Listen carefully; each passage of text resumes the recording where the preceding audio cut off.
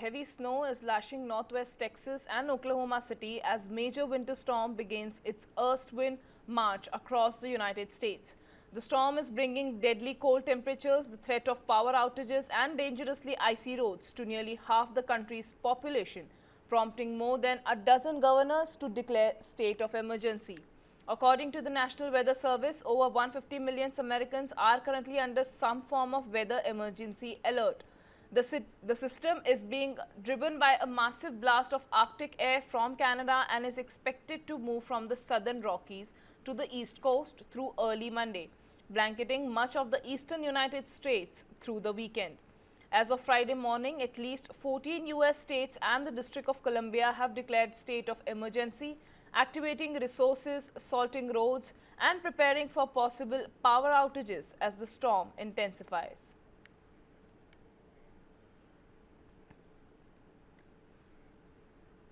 From the Pacific to the Europe, extreme weather is leaving a trail of destruction across the world. A deadly storm has ripped through New Zealand's North Island, washing away homes and cutting off entire coastal communities. In France, relentless rains have emerged in the historic town of Quimperlé, forcing thousands to flee to higher grounds as rivers burst their banks. And in southern Italy, Cyclone Harry and battered coastlines and ports, triggering massive rescue operation and losses now crossing 1 billion euros. Across continents, the story is the same. Nature's fury overwhelming infrastructure, livelihoods and lives. Now let's start with New Zealand, where visuals from Gisborne district are haunting.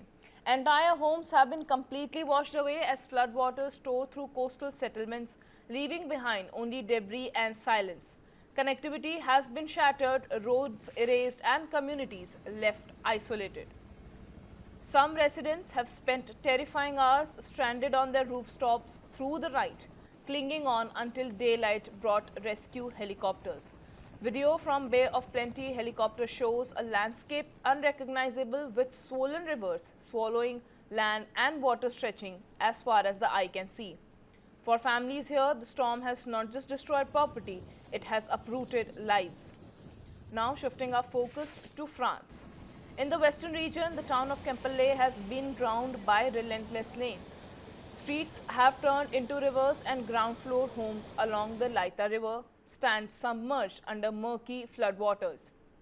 Videos shot by locals show water rising steadily, overwhelming floods barriers and forcing residents to evacuate to higher ground.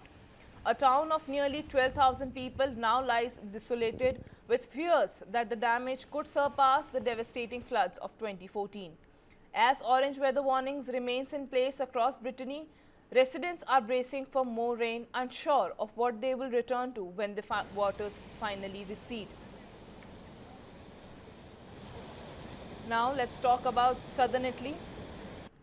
The region is counting the coast of Cyclone Harry as violent winds and storm surges tear through coastlines and ports. Sicily and Sardinia have been worst hit, with the harbours smashed, coastal roads flooded and boats ripped from the moorings.